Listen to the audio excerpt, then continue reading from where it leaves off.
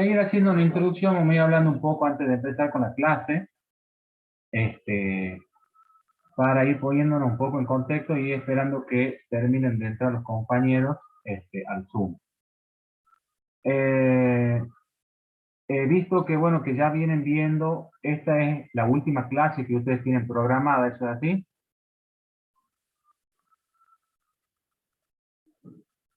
¿O tienen otra clase posterior? No me Buenas dijeron nada. tardes, profesor. Buenas Sí. tardes. Sí. Vamos en la unidad 5 recién, profesor, ¿no? Ya hemos terminado con la 5. Bien. ¿Es así, Esta que yo voy a compañero? dar, sí, esta que yo voy a dar es la unidad 6, ¿sí? Tengo entendido que después de esta clase va a haber una clase de consulta, en la cual ya van a poder consultar de los temas de las distintas bolillas que han ido viendo. Ajá. No tengo información del tema del parcial, que tenía entendido que era para este viernes y sábado, ¿sí? No tengo El información viernes todavía. era, profesor, el viernes era el oral, digamos, para los compañeros que no podían hacer presencial.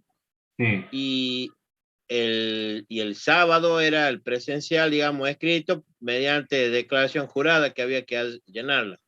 sí. No hay Por nada el de tema de eso. protocolo. No han mandado la declaración jurada, nada. Yo ya tengo hecha la declaración jurada, no sé si Ah, los ya tiene. compañeros. Bien. Quería Este, preguntarle hasta cuándo se la podía enviar. no tengo, seguramente eso es, como es por el campus, seguramente está habilitado un periodo, que no lo sé cuál es el periodo. Pero una vez Disculpe, que profe, pasa sí, que no se puede llenar con tanta anterioridad porque en la sí, declaración jurada, entre otras cosas, se declaran el tema de la toma de temperatura claro, bueno, sí, corporal y los síntomas existentes. Entonces no se la puede exacto, hacer, habría que hacerla a lo sumo 2 días antes del examen, no más que eso. Aparte, claro. tampoco se sabe el horario que rendimos. Bien, yo les recomendaría que estén atentos al campus, ¿sí? Porque ahí se va a subir las novedades para que ustedes estén al tanto de las novedades de último minuto, ¿sí? Yo les recomiendo que estén atentos al campus. Le hago una consulta, doctor. ¿Puede Sí, ser? ¿Puedo yo rendir el parcial de modalidad oral virtual y la recuperación si es que no me va bien pasar a hacer la escrita? ¿O ya eligiendo una modalidad me tengo que mantener en la misma? no, yo entiendo que es indistinto, que no hay problema porque la recuperación es otro parcial totalmente distinto. Se puede optar por la otra modalidad, no hay problema. Yo creo que no Bien, hay muchísimas inconveniente. gracias. Profe, disculpe, Sí. ¿usted sabe la modalidad del examen escrito? Si es múltiple choice, a desarrollar, Por lo verdadero o general, falso. ahora como bueno, está a cargo el doctor Marcour, sería él el que deberían hacer las preguntas. Sé que en la primera clase él ha dado las especificaciones de cómo va a ser el parcial. Por lo general son preguntas a desarrollar, ¿sí? No son múltiples choice. Siempre ha sido así. Bien, gracias. He visto Profesor, que disculpe, la pregunta, digamos, bueno, que se hace a muchos compañeros, qué tipo de escrito sería, es por el tiempo que llevaría, digamos, a hacer el examen, ¿me entiende? A desarrollar no es lo mismo que hacerlo múltiple choice, o sí, sea, ¿me no entienden? no se preocupe que de acuerdo a la modalidad va a ser el tiempo que va a tener para desarrollar, lo que seguramente el mínimo le dan 2 horas, o sea que le sobra el tiempo. No son preguntas para hacerlo Claro, en el claro, tiempo. pero el tema es, profesor, disculpe que lo interrumpa, es por Sí, el tema de la cantidad de inscriptos que somos, digamos, en la materia. sí, Somos sí, sí, sí, más de 1000 somos. sí, lo entiendo. De todas maneras, eso está previsto, no va a haber problema con eso, el tiempo le va a sobrar para hacerlo al examen. He visto, bueno, para ir introduciendo un poco, antes de entrar en mi tema, he visto que ustedes ya han tenido clase con el doctor Marcourt, han tenido clase con el doctor Folker, con el doctor Pedro Caña, han ido Sí, viendo cómo ha ido evolucionando, ¿no es cierto?, el comerciante que se ha ido transformando en empresario, después han visto lo que era la empresa, han sí. visto cuáles son los elementos de la empresa, todo eso ya lo han visto, ¿no es Sí, cierto? profesor, toda la parte histórica, lo hemos visto con el profesor Horacio, Exacto. la parte histórica, lo que es la parte de empresa. Bien. Este, Ya ahora estamos llegando a la etapa en que ya está la empresa constituida, ¿sí? Entonces, lo que nosotros ahora estamos por ver es cómo se va a, esta empresa, cómo va a hacer sus contratos, ¿no es cierto?, para entrar en el mundo comercial, ¿sí? Cómo va a distribuir, por eso vamos a ver ahora los contratos de distribución, cómo hace para llegar sus productos de empresa a los consumidores, ¿sí? Bueno, no tenemos mucho tiempo, yo tengo hasta las 5, así que hasta las 5 va a ser hoy la clase. Yo les he preparado un PowerPoint, voy a poner para grabar, les voy a desactivar los micrófonos porque si entran, ¿no es cierto?, se interrumpe. Les voy a compartir el PowerPoint y vamos a ir viendo, vamos a ir compartiendo. Si hay alguna duda, yo hago para que se habiliten los micrófonos y vamos preguntando. Hola, profe, disculpe, tenía una duda. Sí. Si usted da la unidad 6, que sería la última clase, y después el miércoles de consulta, ¿se daría el parcial solamente hasta la unidad 6? Porque en el campus está puesta hasta la unidad 7. Y Sí, no bueno, entiendo además de que no dieron otros temas. Yo escuché en una clase el doctor Marcur que era hasta donde lleguen. Así que si han llegado hasta las 6, es hasta las 6. Bueno, Bueno, muchas gracias, profe. para que nos alcance el tiempo, vamos a ir largando. Yo primero, antes que nada, tengo que poner a grabar. Recording in progress. Bien.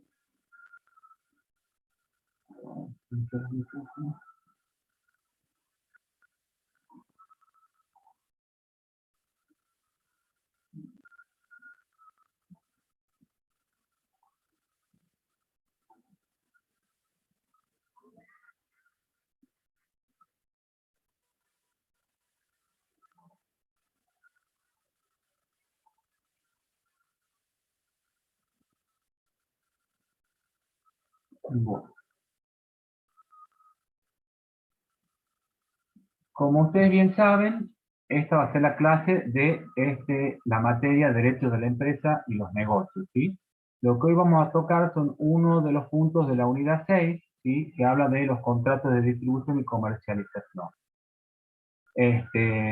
No me había presentado antes, me presento ahora con ustedes, yo soy el doctor Alonso, ¿sí? Soy encargado para dictarles este tema. Como bien les decía, ustedes ya han visto cómo se ha ido formando, ¿sí?, este comerciante que estaba individualizado, que era unitario, ¿sí?, se fue organizando y se fue formando como empresario, fue constituyendo su empresa. Este empresario y esta empresa como fábrica empieza a pensar de que cómo va a ser para llegar su producto, ¿sí?, a los consumidores, al público en general, ¿sí?, que necesita de ayuda o colaboración de otros elementos y de otros empresarios. Por eso mismo es que como género vamos a tener, ¿sí?, el contrato de distribución, que es abarcativo de todo. Y las especies van a ser el contrato de agencia, el contrato de concesión, que lo vamos a ir desarrollando y vamos a ir viendo cuáles son sus características. ¿Qué es lo que le ha llevado al empresario a verse obligado, ¿no es cierto?, por así decirlo, en hacer este tipo de contratos con distintas empresas? Tiene que ver esto con la globalización, con esta nueva realidad que se le empieza a presentar al empresario. Estas nuevas figuras negociables que empiezan a aparecer en el mercado. Empieza a pensar, ¿cómo hago para llegar al público? ¿Quién es ese público? El consumidor. Hay dos tipos de integraciones, ¿sí? Dos tipos de integraciones que, por las cuales se va a regir este contrato, este género de contrato de distribución. Una es vertical y otra es la integración horizontal. ¿En qué va a consistir para que ustedes vayan teniendo una idea? El método horizontal, ¿sí?, es que horizontal que cada empresa mantiene su estructura, ¿sí? No hay una subordinación, que sí hay en el método vertical.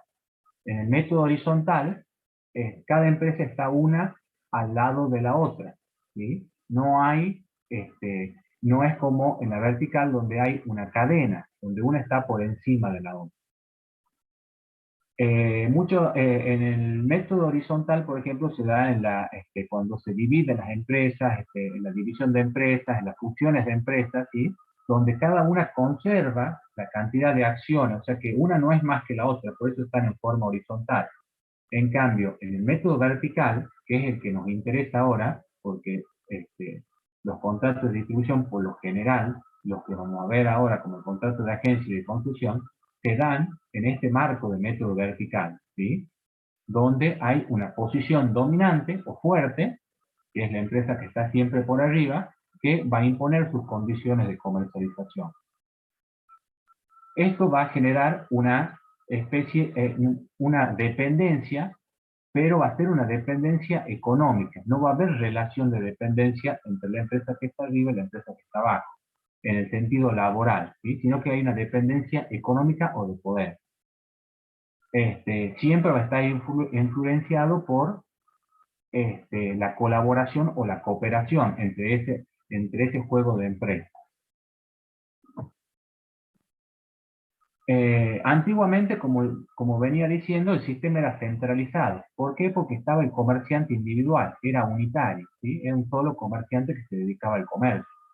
Después aparece ya este sistema que se empieza a descentralizar. Empiezan a aparecer las empresas, empiezan a aparecer sociedades, o sea, son empresas ya con ropaje jurídico que se transforman en sociedades, se empiezan a agrupar estas empresas y sociedades y empiezan a formarse esta cadena en el cual cada empresa es independiente, ¿sí? Dependen una de otras, pero son independientes. Cada una obra por su cuenta.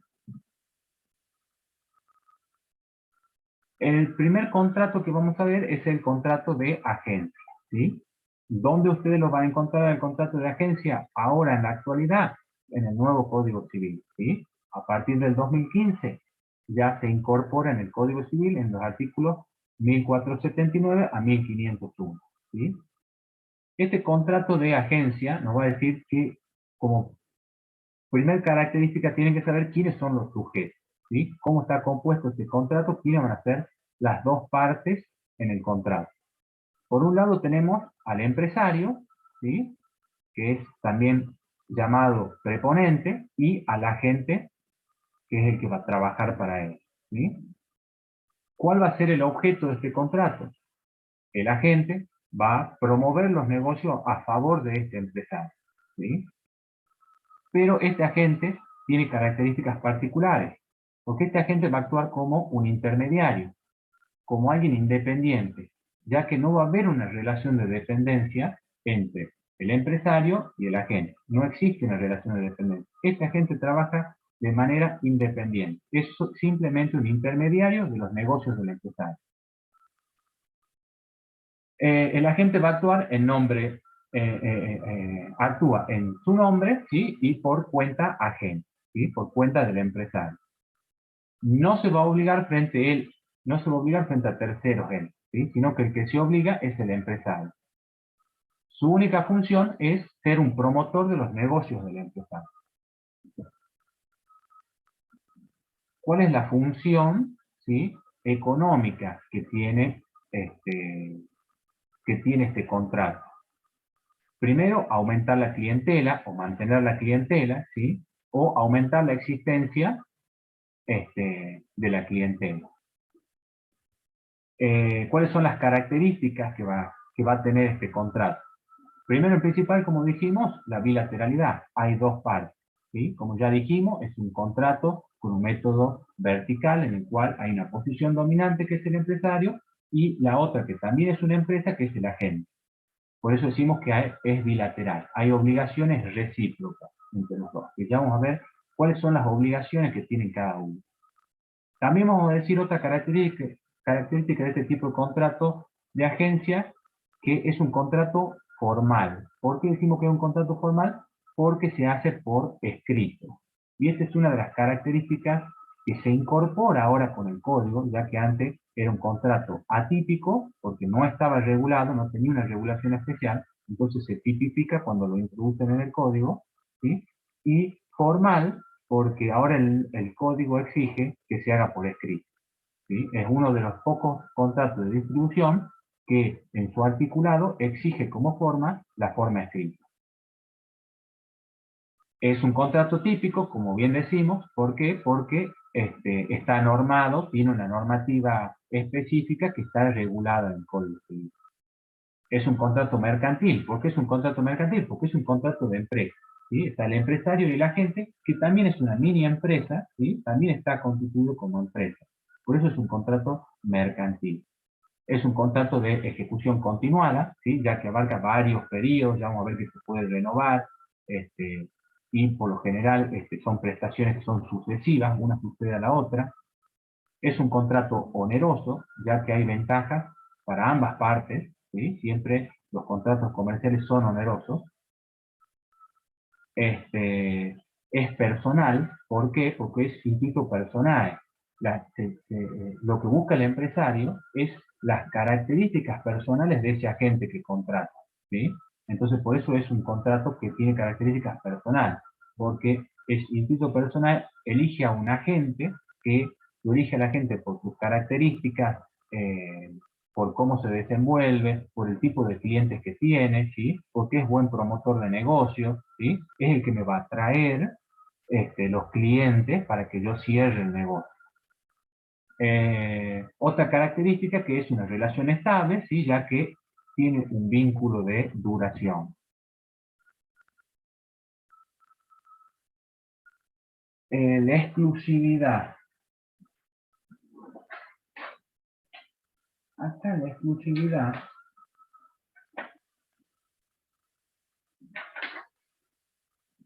sí, tenemos una exclusividad territorial, ¿sí? Territorial, y otra que es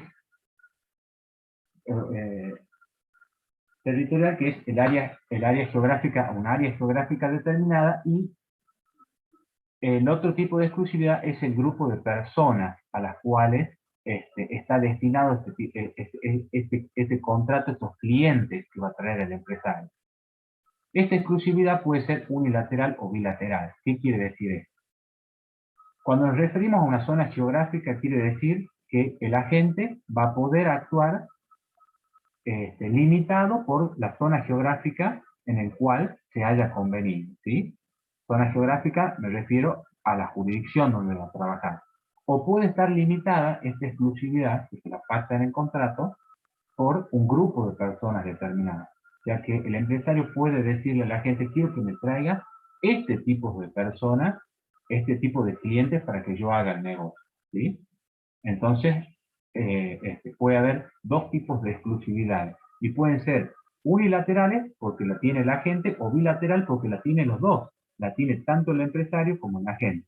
¿Cómo sería en el caso del empresario? El empresario, en la territorial, en la zona geográfica, no puede ponerle otro agente al lado del que está designado para que compita con él, sino que tiene que respetarle su zona geográfica, ¿sí? O no puede poner un agente donde ya ha puesto ese agente en un grupo de personas determinadas para que él le promocione los negocios, ¿sí? Entonces, esa bilateral puede ser bilateral o unilateral la exclusividad. La vigencia del contrato. El plazo de vigencia es convenida, ¿sí? Se la puede convenir en el contrato. No hay un plazo específico, sino que queda librado a la autonomía de la voluntad de las partes. Relaciones con varios empresarios, ¿sí? El agente se puede relacionar con varios empresarios. Si el agente puede trabajar para este empresario, para este empresario, para este empresario, el agente sí puede, en principio, trabajar para varios empresarios, ¿sí? Pero no puede aceptar operaciones, nos dice el artículo del código, del mismo tipo de negocio, o sea, que sean competencias del empresario que me ha contratado a mí para que le promueva los negocios. Entonces, en ese caso, no podría el agente contratar con varios empresarios al mismo tiempo, ¿sí? salvo, nos dice el artículo, hay una excepción, que esté autorizado, ¿sí? Tenga una autorización expresa en el contrato. O sea, que él haya convenido en el contrato con una autorización expresa.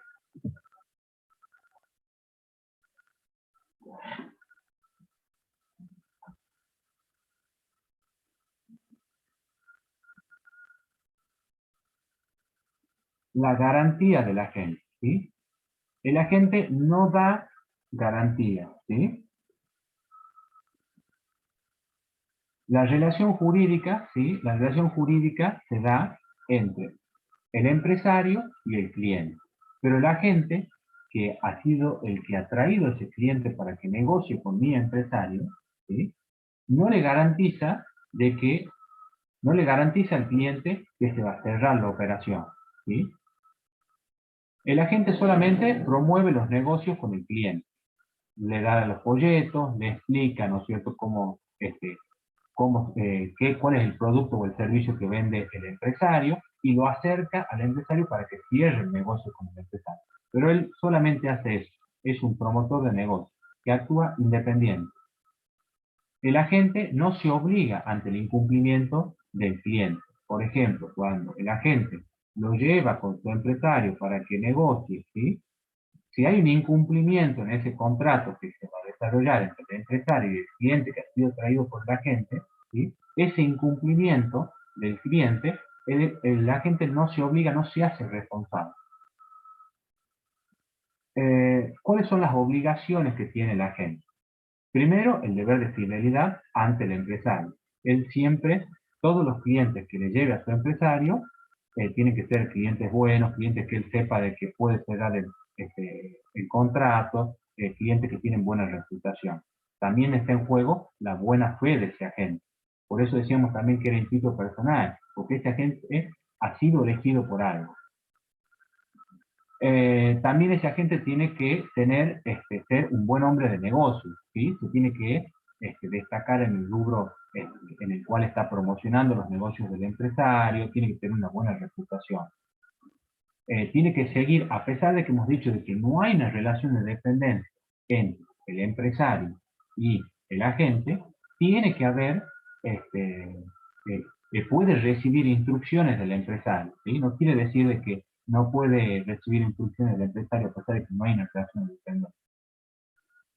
Toda la información que tenga el agente de los clientes que tiene o de los clientes que le está por mandar al empresario para que cierre un negocio, toda esa información tiene que tiene que transmitirla a su empresario. Los reclamos de terceros también tiene la obligación del agente, que también esto estuvo discutido en la doctrina, ¿sí? Si los reclamos, por ejemplo, un cliente que lo trajo el agente para que cierre con su empresario, cierran un negocio, y el negocio empieza a andar bien hasta que tiene algún inconveniente. Empiezan los reclamos, tanto del producto, del procedimiento, de ese negocio que se ha hecho. La doctrina se preguntaba, ese incumplimiento o ese reclamo, ¿tiene que hacerlo a través del agente o a través del empresario?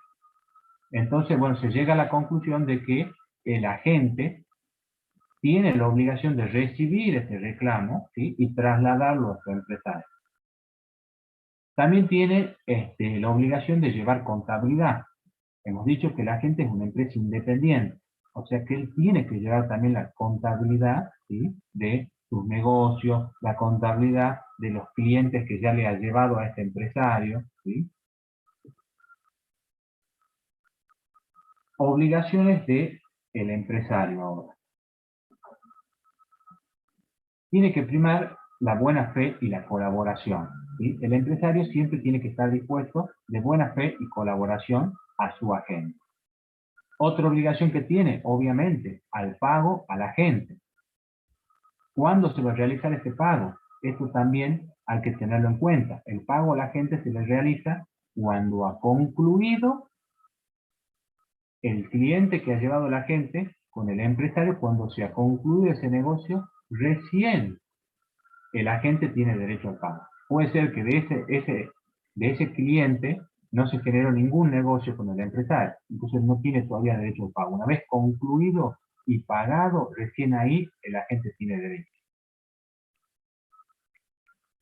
Otra cuestión es, otra obligación del empresario es el deber de información, ¿sí? Ese deber de información es a lo que estoy haciendo referencia. El empresario tiene que informar a su agente si ha aceptado o ha rechazado la propuesta de ese cliente que le ha traído. ¿Por qué? Porque de ahí depende si se le paga al agente o no. Presentación del agente. Hemos dicho que el agente no representa al empresario. Ya hemos dicho que es independiente, es autónomo, él trabaja para el empresario, pero no lo representa. Salvo, como bien hemos dicho, en el caso de los reclamos.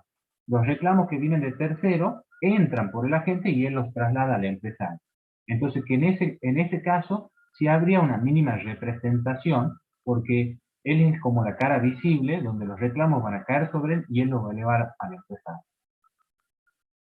Como no hay representación, ¿sí?, va a necesitar poder especial para él, para el agente para poder cobrar, en caso de que necesite cobrar, efectuar quitas o descuentos, ¿sí?, hacer acuerdos o avenimientos. En ese caso, el agente necesita un poder especial que le dé el empresario, porque como regla principal, como hemos dicho, el agente no lo representa al empresario. La remuneración.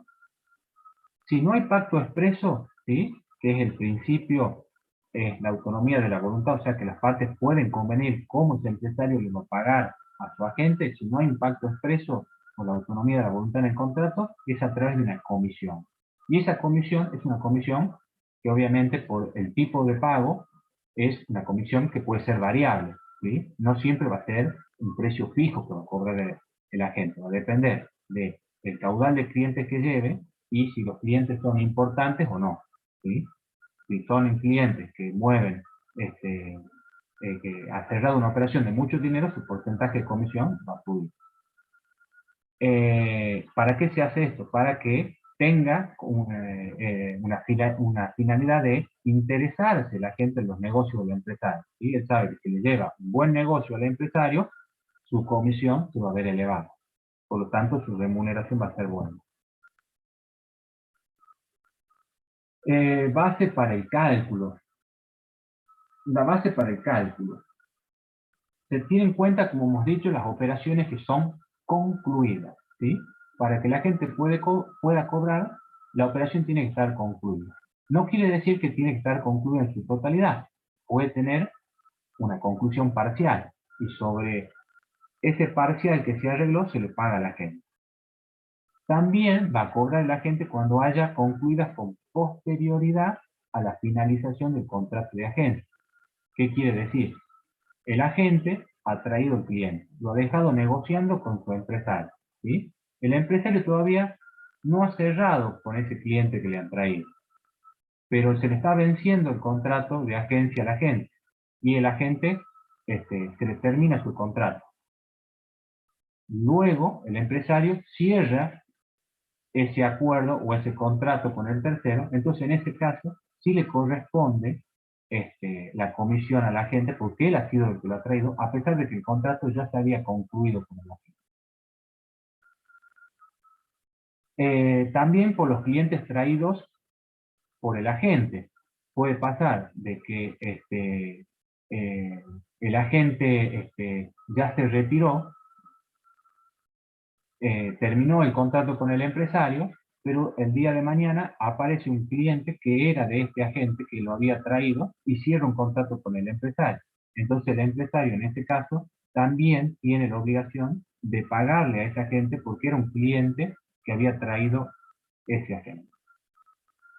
Exclusividad de la zona geográfica o grupo de personas.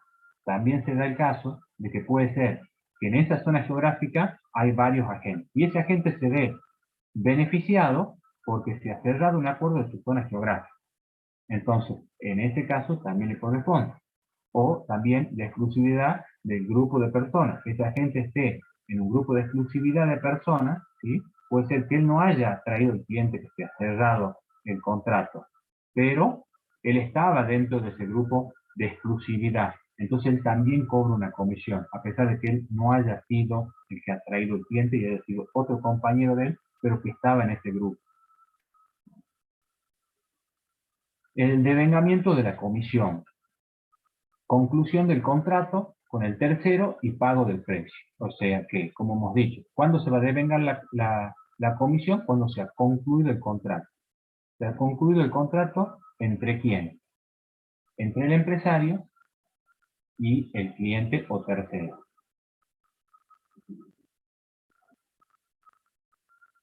Ese devengamiento de la comisión se va a realizar dentro de los 20 días hábiles. El empresario tiene 20 días hábiles para liquidar el pago, ¿sí? Una vez que se ha cerrado ese convenio entre el empresario y este cliente, ¿sí? El empresario tiene 20 días hábiles para liquidar. Si no lo liquida o no le avisa en esos 20 días hábiles a la gente de que se ha cerrado el acuerdo, ¿sí? Si no le avisa, igual debe pagarle, ¿sí? Entonces el empresario tiene la obligación de avisarle si se cerró o no. Puede ser que no se haya cerrado, entonces pasan esos 20 días, pero él avisa de que no se ha cerrado, no le debe la comisión. Pero si pasan esos 20 días y él no le avisó de que no se cerró el acuerdo, igual debe pagar. O sea, porque es la obligación del empresario avisarle si se cerró el trato o no.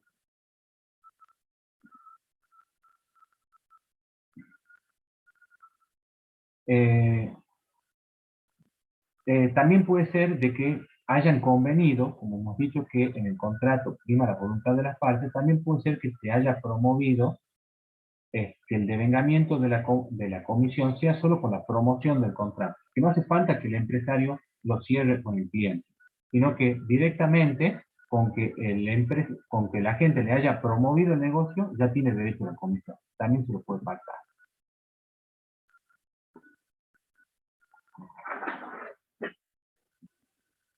Los gastos, ¿sí? El agente no tiene derecho al reembolso de lo que él haya gastado. Como bien hemos dicho, el agente es alguien independiente, ¿sí? Todo lo que él haga para captar clientes y todo es a costa de él. Y eso no puede ser reembolsado por su empresario. Salvo, nos dice el articulado del código, salvo pacto en contrario. Salvo que se haya convenido entre ellos dos que lo que gaste la gente le va a ser reembolsado por el empresario. Como bien hemos dicho, para los gastos siempre prima la colaboración, ¿sí? Y la colaboración. Hay que tener en cuenta que la gente incluye en gastos porque él es el que monta su propia empresa. Su propia empresa que es la que va a captar esos clientes y va a promocionar, ¿sí?, el negocio del empresario. ¿Cuál es el plazo del contrato? Es de plazo indeterminado. También, salvo pacto en contrario, porque la voluntad de las partes pueden ellos ponerle un plazo al contrato. Pero en principio es de plazo indeterminado. Cuando ellos le ponen un plazo al contrato, o sea que el contrato se torna determinado, ¿sí? El plazo es determinado, y ese plazo se vence, y ellos no pactan de nuevo, o no lo renuevan por otro plazo, el contrato se vuelve de plazo indeterminado. ¿Y qué pasa cuando el contrato se vuelve de plazo indeterminado? Viene la obligación del preaviso. Solo el preaviso se da en los contratos de tiempo indeterminado. ¿Qué significa el preaviso? Que cualquiera de las partes, para poner fin al contrato, debe avisar a la otra parte. Ese plazo, ¿sí?, de preaviso, ¿cómo se va a computar? Un mes por cada año de vigencia del contrato. O sea que si tengo un contrato de mucha duración, el preaviso tiene que ser bastante grande. ¿Para qué sirve este preaviso? ¿Cuál es la importancia que tiene? Para que el empresario se pueda reorganizar, ¿no es cierto? Pueda armar su estructura. Ya sabe de que se va a concluir este contrato, entonces empieza a buscar otros empresarios al cual él pueda, ¿sí?, promocionar su negocio. ¿Qué pasa cuando hay omisión al plazo de preaviso? Cuando hay omisión plazo de preaviso, cuando hay omisión al plazo de preaviso, ¿sí?, genera un derecho a indemnización por los daños y perjuicios que le ocasionaron. Las ganancias, deja de percibir ganancias, ¿sí? Ese agente va a dejar de percibir ganancias. Entonces eso genera un costo. Él puede reclamar esas ganancias que ha dejado de percibir y el lucro cesante de acá para adelante, los negocios que él tenía y que no ha podido concluir. Este contrato, ¿por qué se puede resolver? La resolución de este contrato se va a dar por muerte o incapacidad del agente. En este caso es de puro derecho, o sea, ¿qué quiere decir? Que no se necesita preaviso. Puede ser también por la disolución de la persona jurídica, en este caso tampoco va a haber preaviso. Otra causal de resolución del contrato es por el vencimiento del plazo, ¿sí? Tampoco hace falta preavisar porque ellos ya saben que a determinado plazo, acuérdense que este contrato es por tiempo indeterminado, salvo que las partes le hayan puesto en plazo. Otro método de resolución es el incumplimiento grave o reiterado. También la doctrina discutía, ¿no es cierto?, si qué se entiende por este incumplimiento, qué sería un incumplimiento grave y reiterado, o sea, cuántas veces se tendría que reiterar, ¿sí? Pues ahí también hay una discusión doctrinaria, pero es una causal de resolución. También cuando hay una disminución del volumen de los negocios de la gente, cuando la gente de a poco empieza a dejar de traer los clientes a su empresario, ¿sí? Este caso es un caso de excepción del plazo de preaviso. En este caso, no se va a aplicar el plazo de preaviso que teníamos de un mes por cada año del contrato, sino que en este caso es una excepción. Acá el preaviso va a ser de 2 meses. Cuando hay una disminución del volumen de los negocios de la gente, ya se empieza a presumir que la gente va a dejar. Entonces el plazo de preaviso son 2 meses.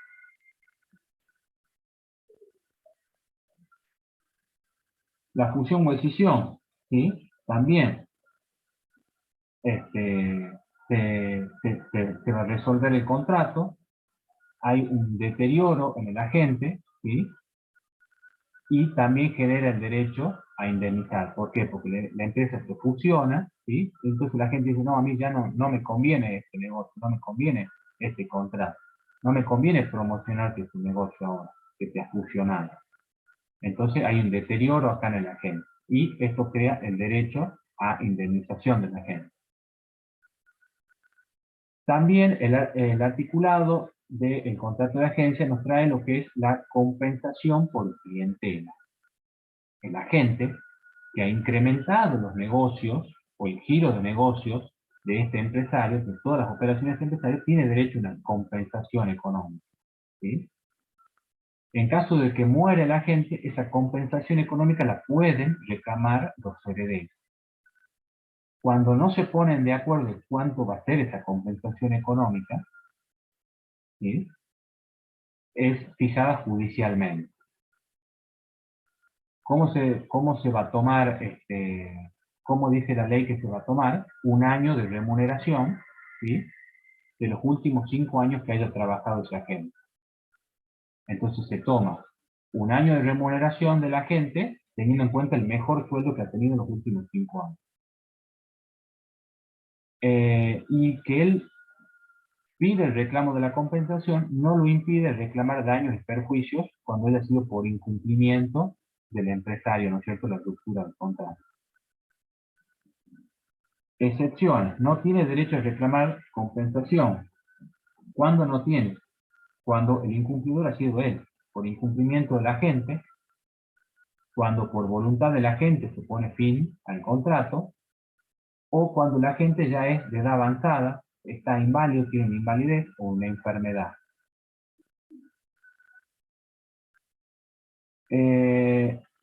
Las cláusulas de no competencia. Cuando, como hemos dicho, que prima la voluntad de las partes, ¿sí?, en el contrato de agencia, se pueden estipular cláusulas de no competencia. Estas empiezan a tener efectos luego de que ha finalizado el contrato, ¿sí? ¿Para qué sirven? Para impedir prestar servicios a otros empresarios de la competencia. ¿Qué quiere decir? Que yo, como agente, ¿sí?, como empresario, puedo poner esa cláusula para que mi agente, ¿sí?, una vez que finaliza conmigo el contrato, no empiece con otro empresario que sea de mi mismo ramo, ¿sí?, que compita conmigo, porque se supone que es competencia para mí. Entonces, esa cláusula de no competencia puede durar como límite 1 año.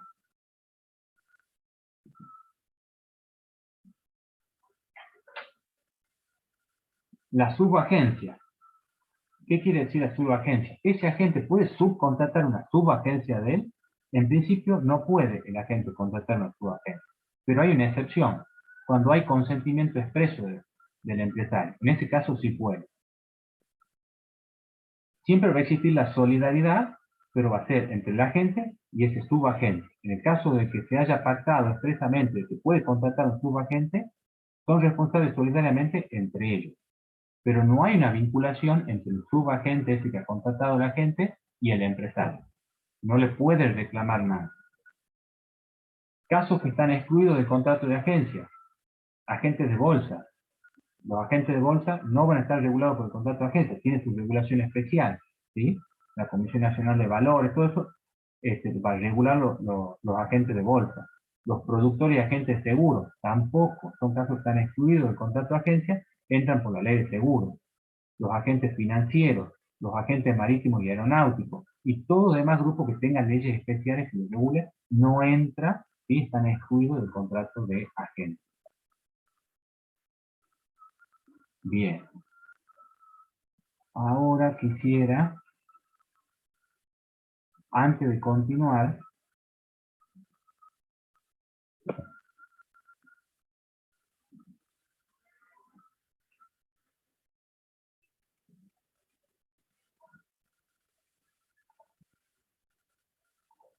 quiero saber cómo vamos. ¿Vamos bien? ¿Puedo hacer una pregunta, profe? Sí. En el tema de esa cláusula que se firma de no competencia, para que una vez rescindida o terminada la vinculación con el agente, haya un tiempo de 1 año como plazo máximo de que no pueda dedicarse a ese mismo rubro. ¿Eso inhibe a la persona jurídica o también a las personas que estén detrás de esa persona jurídica? Digo, si yo tengo, por ejemplo, armo una SRL o lo que fuere, ¿sí?, con una agencia y otra con otro nombre, y me dedico con la del otro nombre a hacer la competencia una vez finalizada con el primer empresario, ¿se entiende? Sí, bueno, para eso es la cláusula de no competencia, para que no suceda eso y tiene un límite de 1 año. Pero esa Está bien, no... pero eso inhibe a la empresa jurídica con la que yo tenía la relación, si yo tengo una segunda empresa formada con otro nombre comercial, digamos. Si no es competencia, no lo inhibe. El problema es cuando es competencia, cuando es del mismo ramo. Si vendía colchones, yo no puedo promocionar otra empresa que venda colchones. ¿Sí? Ok. Bien. Continuemos para que podamos terminar, para que vean otro tipo de contrato. Bien.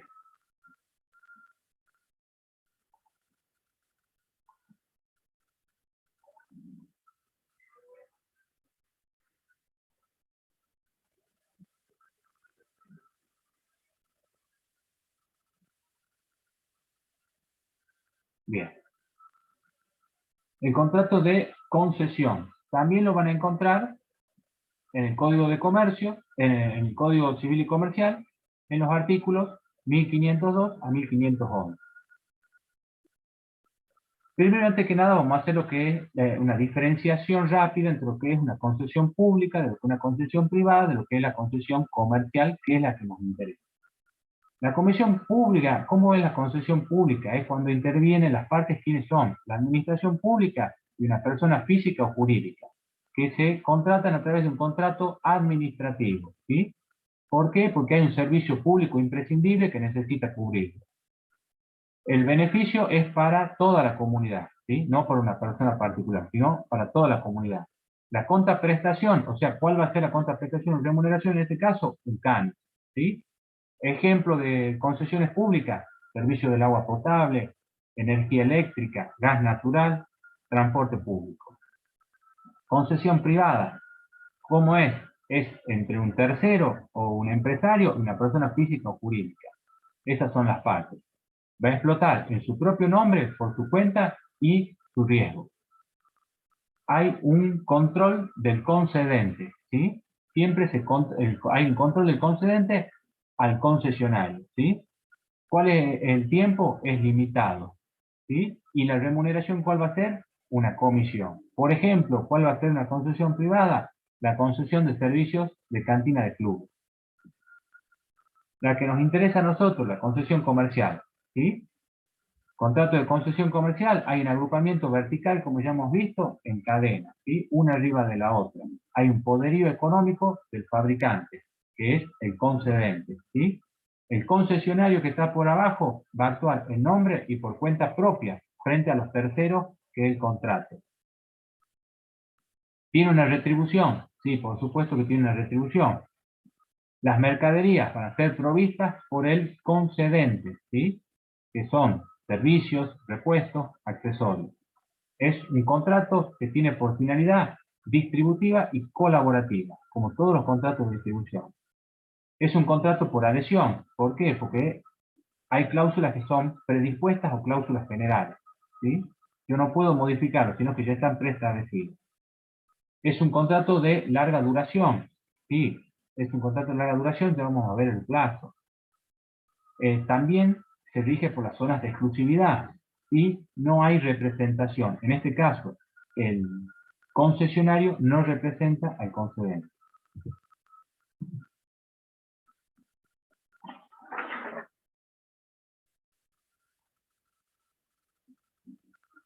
Responsabilidad del fabricante por las deudas laborales del concesionario. Nos dice que el artículo 30 de la Ley de Contrato de Trabajo no alcanza al contrato de concesión, ¿sí? No hay una relación de dependencia como ya bien hemos visto, ¿sí? Lo que concede es la venta de un producto y el uso de la marca. Entonces, no hay una relación de dependencia, por lo tanto no se aplica la Ley de Contrato de Trabajo al contrato de concesión.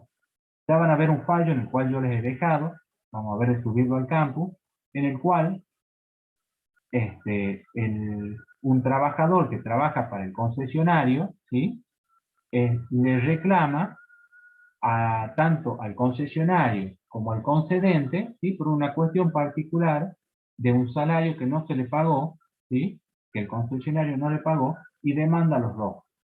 En este caso, no existe una relación laboral entre el concedente y ese trabajador, pero sí una relación entre el concesionario y ese trabajador, ¿sí? Por eso en este caso no se aplica, con este fallo van a poder ver de que no se aplica la ley de contrato de trabajo en el contrato de concesión. La exclusividad, como bien veníamos diciendo, acá también va a primar la autonomía de la voluntad de las partes. O sea, lo que las partes han convenido es lo que va a primar. También puede haber exclusividad en el aprovisionamiento, ¿sí? Que solamente ese concedente me va a dar a mí los repuestos, las mercaderías, ¿no es cierto? Entonces también va a haber exclusividad en el aprovisionamiento. Yo, concesionario, no puedo recibir de otro concedente, sino de ese concedente el cual yo tengo el contrato. Por eso hay exclusividad también en el aprovisionamiento. Si nada se dice sobre la exclusividad, es obligatoria para ambas partes. Siempre en el contrato de concesión la exclusividad es obligatoria para ambas partes, tanto para el concedente como para el concesionario. ¿Cómo funcionaría? El concesionario, por ejemplo, el concedente, perdón, no puede poner otro concesionario, por ejemplo, hablando de Toyota, la INAP está en Capital, no puede poner otro concesionario Toyota en Capital porque ya existe la INAP, pero sí puede poner otro en Concepción, por ejemplo, ¿sí? Y de acuerdo a la zona geográfica, la INAP que está en Capital no puede ir a buscar y vender autos en Concepción, porque está invadiendo las zonas geográficas de otros concesionarios. ¿Cuáles son las obligaciones que tiene el concedente? La provisión de mercadería. ¿sí? ¿En qué va a consistir? En el respeto y la confianza. Estos contratos, acuérdense que son de colaboración, distribución, ¿sí? Respetar la zona de exclusividad. El concedente tiene que respetar la zona de exclusividad del concesionario. No le puede poner un concesionario al lado que venga el mismo producto, ¿no es cierto?, los mismos repuestos. Entonces, debe haber un repuesto de la zona de exclusividad que le ha dado a ese concesionario. La provisión de repuestos y el servicio de postventa también se hace cargo el concedente. Acuérdense que el concedente es el fabricante, ¿sí? Entonces, la provisión de repuestos tiene que ser permanente o de acuerdo a la capacidad de venta que tenga ese concesionario. Otra cuestión, el uso de la marca, las enseñas comerciales y demás elementos distintivos, que ustedes ya lo han visto en bolillas anteriores, también es garantía del producto. Entonces, otra obligación del concedente es darle el uso de la marca, la enseña comercial y demás elementos distintivos porque hacen a la garantía del producto que ese concedente vende a través de un concesionario. ¿Cuáles son las obligaciones del concesionario? Exclusividad de la compra al concedente, salvo pacto en contrato. Obviamente, el concesionario tiene que comprarle al concedente, salvo que se haya estipulado, nos dicen los artículos del código, que pueda abastecerse de otro concedente, ¿sí? Pero en principio, exclusividad tiene que comprarle a su concedente. Cantidades mínimas para la venta. El concesionario tiene que mantener las ventas, tiene que tener un stock mínimo de las cantidades de ventas, ¿sí? Que es el stock, por ejemplo, de automóviles. Tiene que tener cantidades mínimas, que es lo que pasa en día, que no hay abastecimiento. Las concesionarias no tienen, ¿sí?, vehículos, no hay unas cantidades mínimas. Bueno, eso es obligación del concesionario. Exclusividad territorial, como bien decíamos, respetar los límites geográficos. El concesionario no puede no respetar el límite geográfico e irse a Concepción, donde hay otra concesionaria de automóviles Toyota, a vender automóviles Toyota, ¿sí? Tiene que respetar su límite geográfico, su jurisdicción. Otra obligación del concesionario, mantener los locales, las instalaciones y los equipos necesarios, ¿sí?, dispuestos de acuerdo a las cláusulas contractuales, de acuerdo a lo que el concedente le exige. Tiene que tener los locales en condiciones, las instalaciones y equipos necesarios, sea para la postventa, para los repuestos.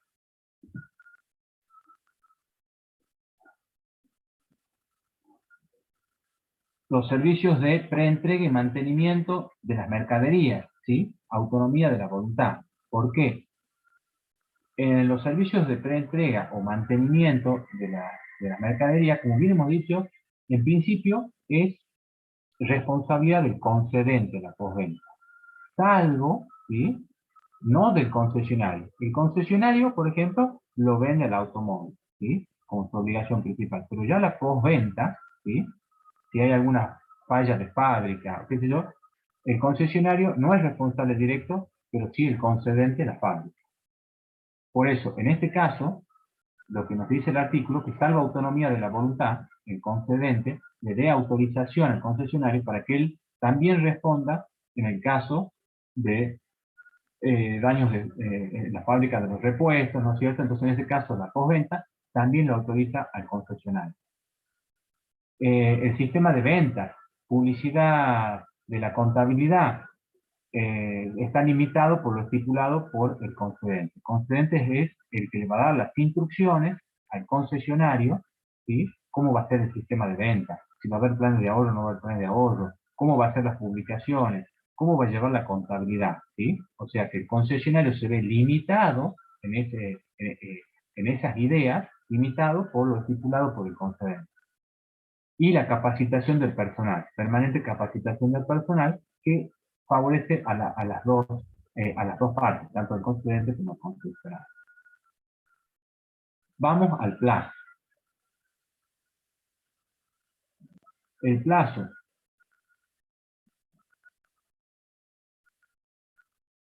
Bien.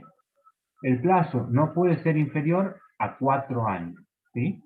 ¿Por qué se estipula un plazo que no puede ser inferior a 4 años y en qué se basa? Se basa en que 4 años es una cantidad de tiempo en el cual se puede tomar como parámetro para ver el desenvolvimiento de la empresa, ¿no es cierto?, en este rubro, para ver cómo le va, ¿no es cierto?, para ver qué expectativas tiene, se puede tomar estadísticas. Por eso el plazo mínimo inferior no puede ser inferior a 4 años, se toma como 4 años. Cuando se pacta un plazo menor en el contrato, o no se pacta plazo, o sea que es un contrato indeterminado, la ley nos dice que se lo va a tomar como un contrato de 4 años, ¿sí? Porque no puede ser inferior a 4 años. Pero hay una excepción. ¿Y cuál es la excepción? Cuando el concedente le ha provisto las instalaciones principales al concesionario. En ese caso, sí puede ser por 2 años. Como hemos dicho, el concesionario es independiente, actúa por su cuenta. Entonces, él pone las instalaciones, todos esos gastos son del concesionario. Pero en este caso de excepción, cuando es el concedente el que le da las instalaciones principales, ¿sí?, el plazo puede ser de 2 años. ¿Qué pasa cuando el plazo de 4 años se vence y nadie dice nada, o sea, no lo renuevan? El contrato se transforma en un contrato por plazo indeterminado.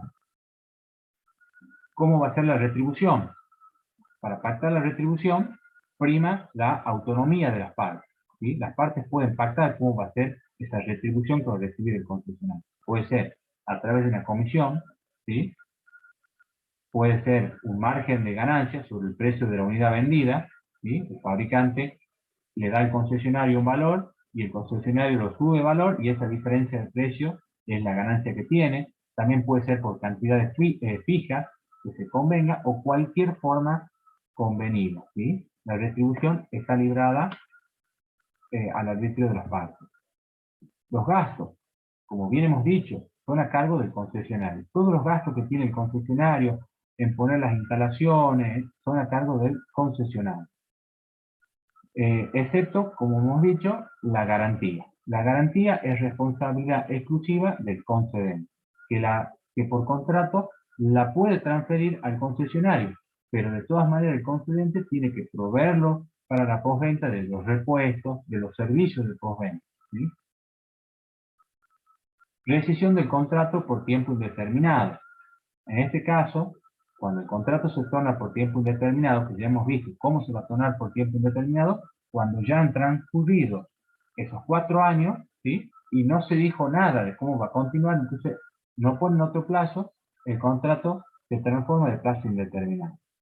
Son aplicables los artículos del contrato de agencia, en el cual va a tener que haber preaviso, porque es un contrato de tiempo indeterminado, entonces cualquiera de las partes puede rescindirlo, sí, pero con preaviso. Y si hay una omisión a ese preaviso, va a tener que pagar los daños y perjuicios. Readquisición del producto. ¿Qué pasa cuando se concluye el contrato entre el concedente y el concesionario, ¿sí?, y el concesionario se ha quedado con mercadería? Ese concedente tiene que readquirir los productos para que el concesionario devuelve la mercadería y los repuestos nuevos.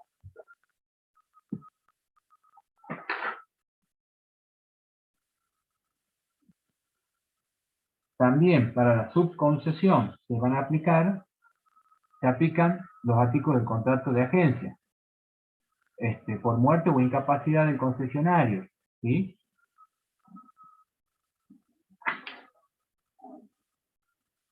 La rescisión del contrato por tiempo indeterminado son aplicar los artículos del contrato de agencia, ¿sí? Como hemos dicho, preaviso.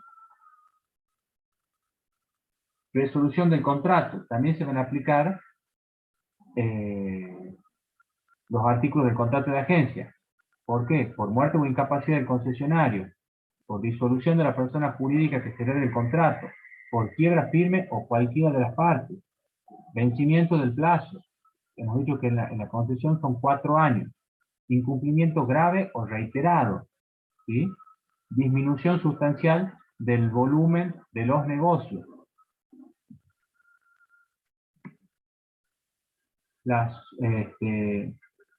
Cuando se subcontrata la concesión, se puede ceder el contrato de concesión, excepto pacto en contrario, el contrato de concesión no se puede ceder, ¿sí? Caso contrario, cualquiera de las partes puede ceder el contrato. Si se ha convenido en el contrato que lo pueden ceder, cualquiera de las partes pueden ceder. Acuérdense de que prima la la voluntad de las partes. Aplicación a otros contratos. Venta, aplicación a otros contratos. A venta o comercialización de software o procedimientos similares. O sea que el contrato de construcción se puede adaptar, ¿sí?, o aplicar a la venta o comercialización de software. ¿A qué se trata? Programas de computadora. Alguien fabrica ese programa, ¿sí?, y un concesionario es el que lo va a distribuir, el que lo va a ir a instalar a tu casa, ¿sí? Entonces también se aplica para la comercialización de software. Como bien hemos dicho, el contrato de distribución es el género, ¿sí? Y las especies son el contrato de agencia, el contrato de construcción, el contrato de suministro, el contrato de franquicia, ¿sí? Antes de seguir avanzando, bueno, vamos a hacer las preguntas al final porque ya estamos terminando. Contrato de distribución, hemos dicho que es el género. ¿Cuál es el concepto del contrato de distribución? ¿Sí? Contrato por el cual el productor o fabricante conviene el suministro de un bien final al distribuidor, quien adquiere el producto para proceder a su colocación masiva por medio de su propia organización en una zona determinada. A cambio de ello, el distribuidor recibe del productor un porcentaje sobre el precio de venta del producto. ¿Cuál es la función económica del contrato de distribución? Que el fabricante o proveedor, ¿sí?, va a minimizar sus riesgos, ya que vende sus productos y lo traslada el riesgo al distribuidor, traslada su producto al distribuidor, ¿sí?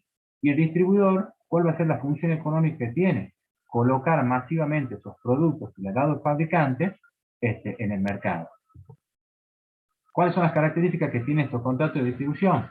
Son consensuales, porque es a través del consenso de las partes, la voluntad de las partes, bilateral, dos partes, como hemos dicho, el productor y el distribuidor, que lo distribuye de manera masiva. Oneroso, ¿sí? ¿Por qué? Porque hay ventajas económicas, tanto para el distribuidor, lo que los terceros abonarán. ¿De dónde sale la ventaja económica? Los terceros van a abonar por su servicio o por los productos del proveedor. Y para el proveedor, recibe la compensación del distribuidor. Limita su riesgo comercial, que es otro de los beneficios que tiene. Es un contrato conmutativo, es un contrato de duración, ya que tiene un plazo determinado. En este caso se aplica el plazo de la construcción, que son 4 años. Cuando hemos dicho, cuando se terminen esos 4 años y nada se ha pactado, se transforma en un contrato de tiempo indeterminado. De tracto sucesivo, intuito personae, contrato de colaboración o cooperación, vincula dos partes independientes con una finalidad común, venta a terceros. ¿Cuáles son los elementos? Territorio, la exclusividad territorial, también es bilateral. ¿Sí? ¿Qué quiere decir que sea bilateral? Que se aplica tanto para una parte como para la otra.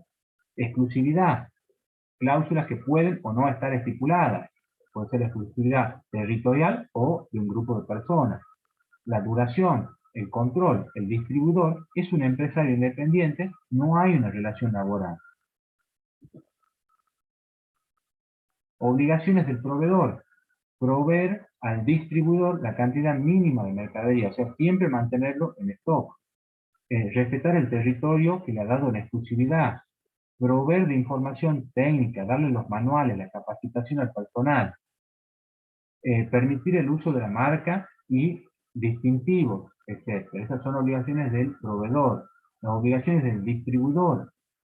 Comprar exclusivamente a ese proveedor las mercaderías.